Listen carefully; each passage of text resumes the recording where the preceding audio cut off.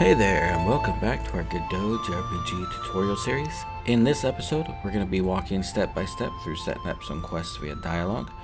You'll learn how to use our existing story manager to track the progress, update conversations, and even open up new areas of the world. So, let's dive in.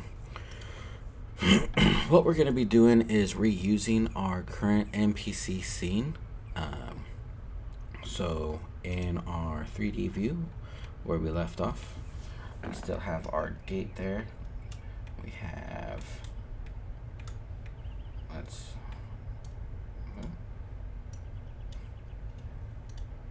sure what's happening there, but there we go. All right, we have our player, we have our guard, we have our mayor, and then we have our villager right there. So that's where we're at right now. Now, what we do need to do is we need to add a few things to our existing scripts. So if we go to our scripts tab up here, we need to add some names. So we're going to add export variable speaker underscore name. This is going to be of type string. And we'll just put in here just because that's what it is, guard. We're gonna put that there. We can copy this and come over here and right up here, we're just gonna put that right there. All right. Now we need to handle the dialogue in the NPC script, all right?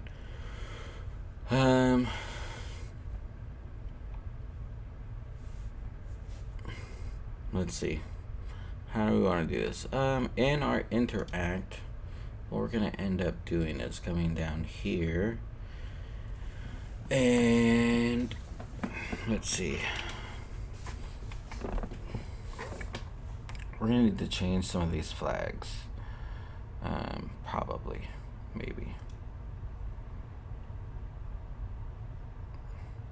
So we're going to want to start, you know what we're going to do actually first? Let's go ahead and, how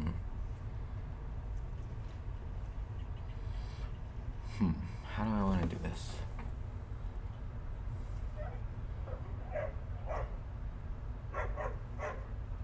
Let's start off with showing their names first, all right? So because we already put the name in there, let's go ahead and fix our dialogue labels so that this is doing that. What we need to do is in our dialogue tree, we got this right here, which is just showing the box with the text in it. But we want to see who is speaking to us, right? So what we're going to end up doing is, let's go ahead and reset the custom minimum, and we're going to change the transform. Here we're going to probably make it, we'll say 1,000 should be fine. No, not 100. 1 and 3 zeros. There we go. We're going to change the Y to 150. It should also be fine. Then we can just move this down here about like so. Next thing we're going to do is we're just going to Control D and duplicate this label. We're going to change the name to speaker label. And just because I'm a little more on the OCD side, I'm just going to move that up above the dialogue. We'll go ahead and put name in here so we know just off the cuff what's supposed to go in there. And now we need to adjust this size of the text box. So we're going to go to layout, transform. I'm going to change this to, let's see what it looks like with 200. And then we'll say 75. Looks like it's still going to be cutting into it. So let's change this to 50.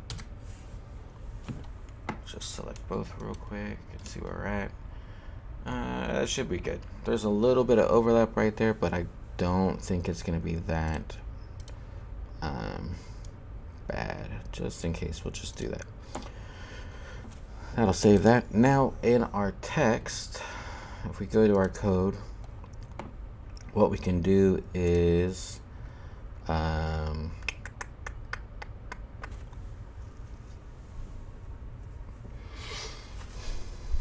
Actually, let's go to our dialogue UI script right there, and we're going to update this so that our show dialogue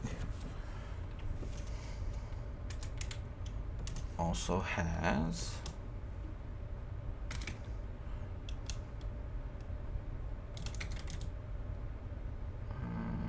we're gonna say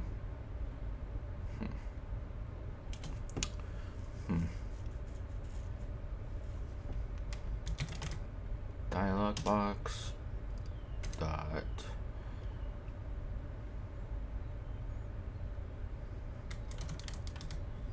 no, you know what we're gonna do? I'm going to say, I'm just gonna drag this in, just make it easier on myself, like that. Dot text, and that's gonna equal the speaker underscore name. There we go. And no, you don't like that. Why don't you like that? Because I didn't declare it up here. So let's go speaker underscore name string is equal to blank blank. There. All right. Now our show dialog function is gonna, in our mayor and our guard script and NPC, it's gonna be looking for us to pass also a name with it. So for on our guard script, we come down here to our interact. Anywhere it shows this right here, this dialog UI show dialog, we also need to pass the speaker name. Is how that should work.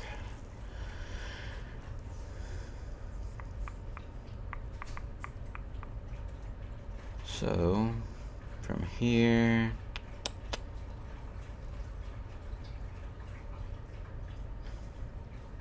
we also need this right here, and right here. So now, just to test this out, what should happen in theory is when I press play here in town and come up here, there you go, and we see guard speaking right there. All right, so now we're gonna set him on a quest, and that quest is gonna lead us into our dungeon we built in in third or fourth video, I think it was. But let's go ahead and fix that first for everybody else, right? So let's go to our mayor script. This is gonna be the mayor, and we're gonna do the same thing down here. Let me just copy this right here.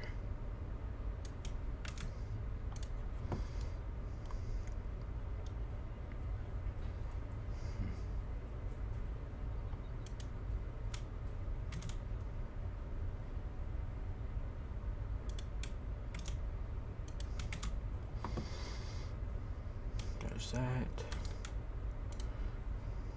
Alright, come over here and do the same deal. I know, speaker name is not defined. Now we're going to define that right now.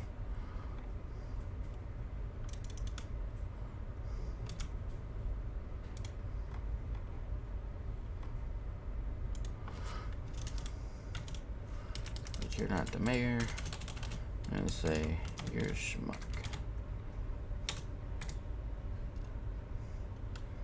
I know, we'll name you Joe. Joe. Alright, so now let's just test it out, make sure everything still works. So before you run down here, let's go talk to Joe. Check out the store.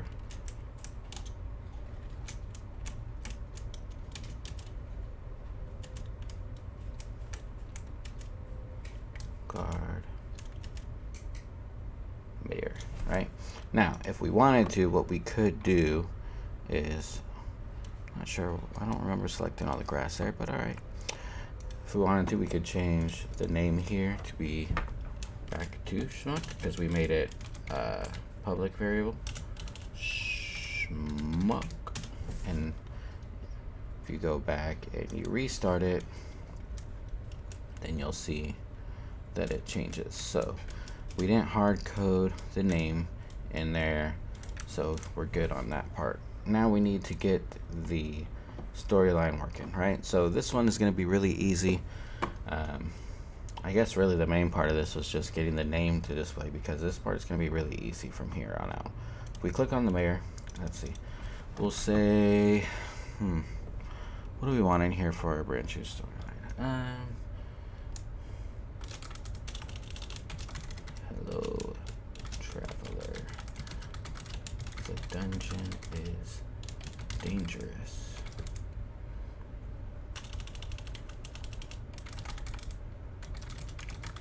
Please recover the crystal to save our town.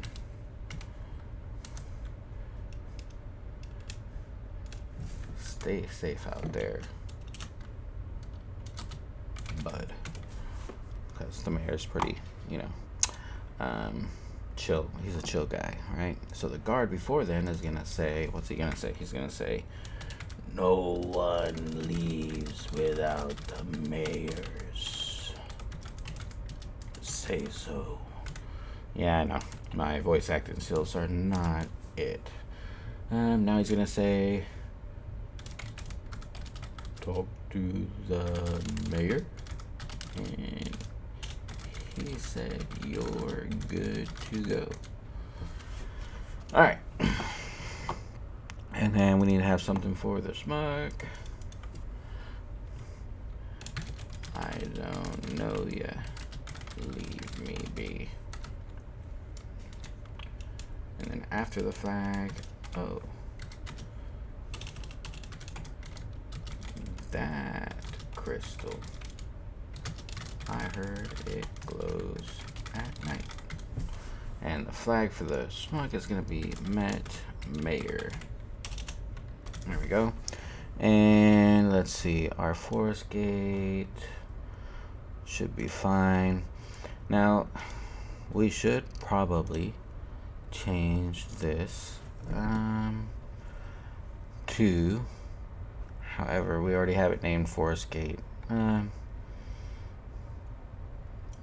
We'll change it to dungeon gate, that way it'll, let's see, dungeon gate.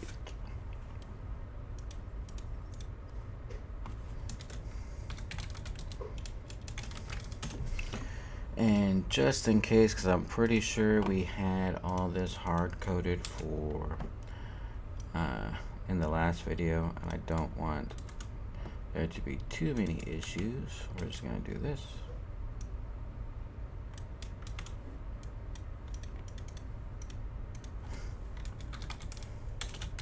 This is just a backup in case this hard coding of the text overrides what we put in there.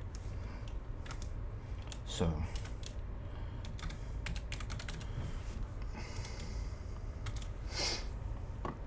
just like so, and if we press play,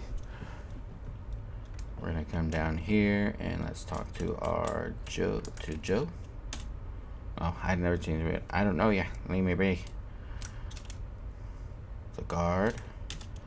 No one leaves without the mayor say so. And the mayor. Hello, traveler. The dungeon is dangerous, but please recover the crystal to save our town. It looks like it cuts off there a little bit, so let's change our dialogue to be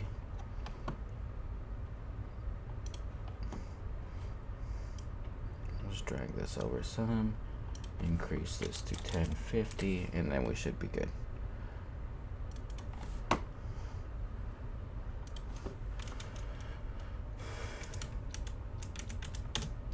There we go, we're good. Alright, so we go back to the mayor. Interesting. He's not saying anything else. He should be saying the next thing. I talked to the mayor. You're good to go.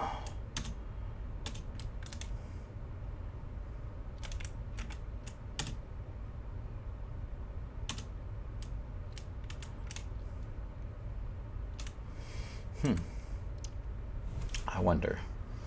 What happens if we put Met Guard right there? If we,